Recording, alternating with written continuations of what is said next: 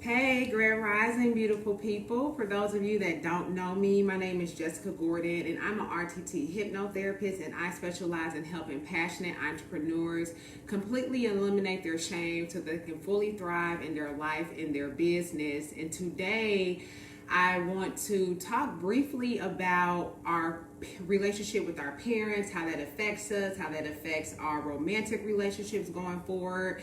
So, there are three types of boundaries that we can have with our parents. And one is what everyone wants is secure, healthy boundaries. The other one are enmesh boundaries, and the other one is disengage. So let's talk about first enmeshment. Enmeshment with your parents is when your boundaries are blurred. There are no healthy boundaries. A lot of times your parents depend on you to help them feel better.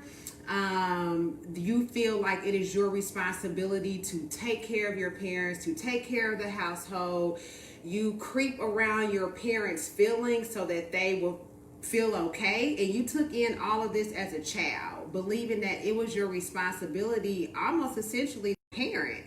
And that just creates really, really unhealthy boundaries. People that have enmeshed boundaries with their parents, they often are what's the word called when you're like not overprotective but overbearing. There's a lot of overbearingness. You don't have space to be yourself for a lot of your parents' feelings, and it's not healthy.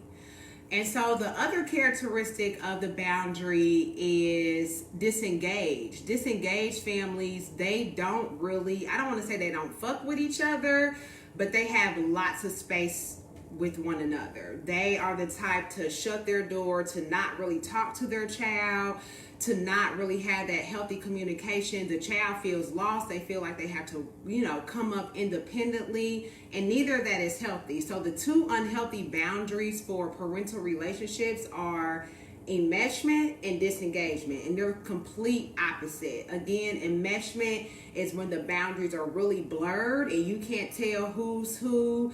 You're over here again emotionally protecting your mother or your father, and then the other one is complete opposite on the other side of the spectrum, where you just don't have communication really, or your parents left you home often, or they didn't even talk to you, or they felt like well, she'll be okay, she'll learn her way. So those are the two types of unhealthy boundaries that people experience in families.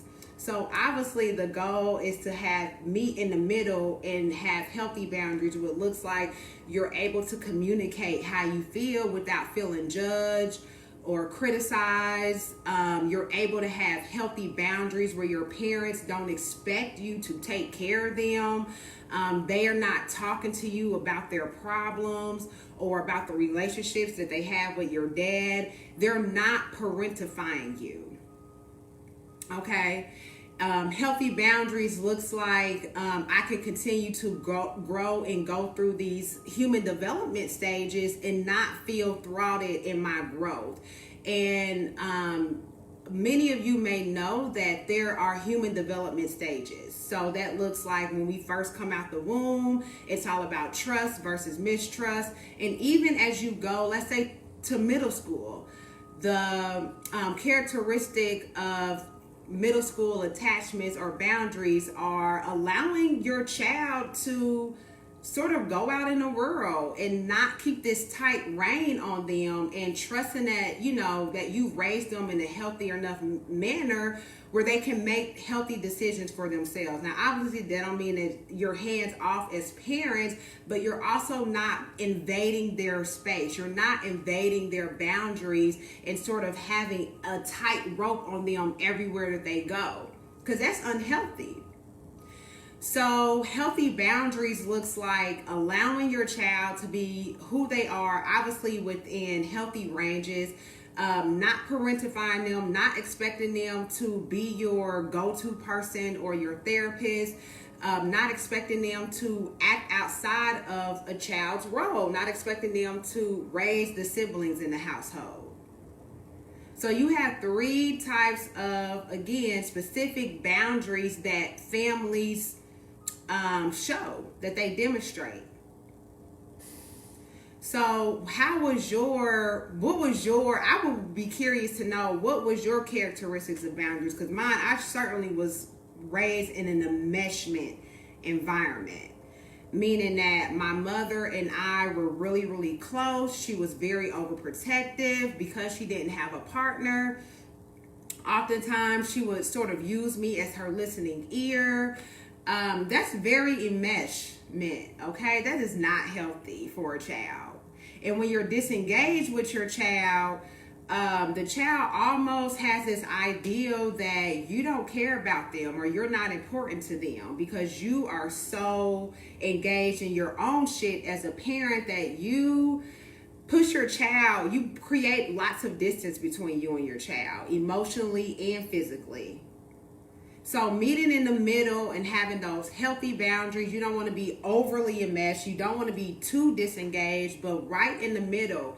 And when you have, I think for me, one of the biggest characteristics of has healthy boundaries is the way that you communicate and the way that you allow them to express themselves or completely be themselves. People that are raised in enmeshed families, when they try to share their authentic light, a lot of times they are sort of light dimmers. I talked about this in one of my other lives. Are your parents light dimmers?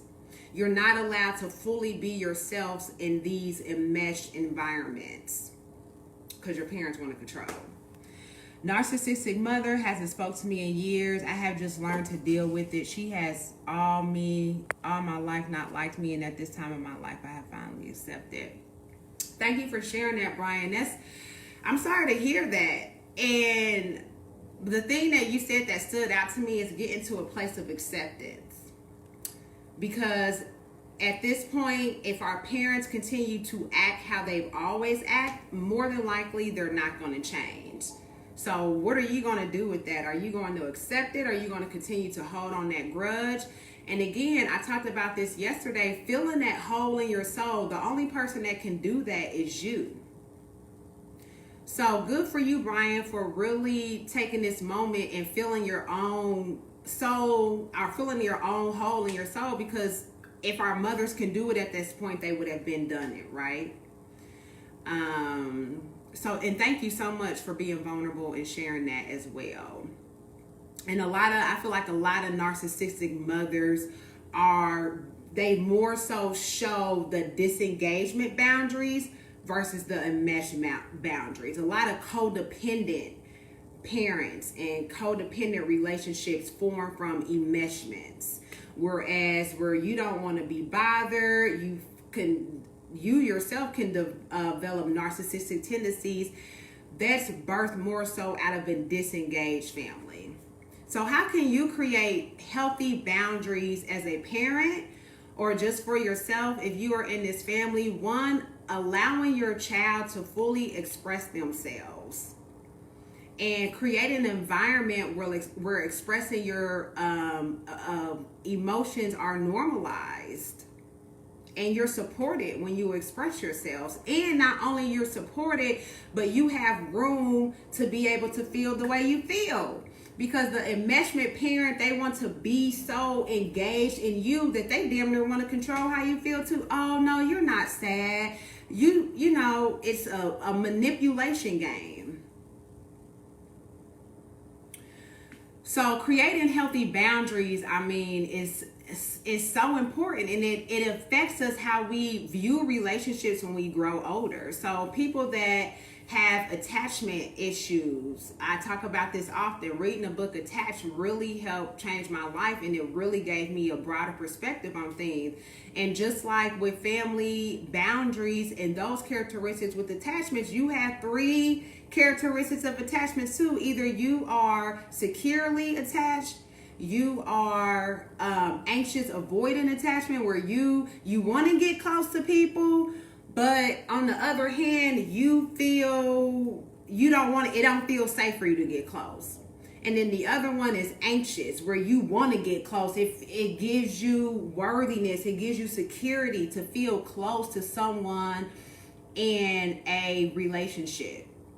And the way that you were raised and the type of attachments that you had with your parents first as a young child definitely dictates the type of attachments that you're going to have going forward in these romantic relationships. So just something to keep in mind.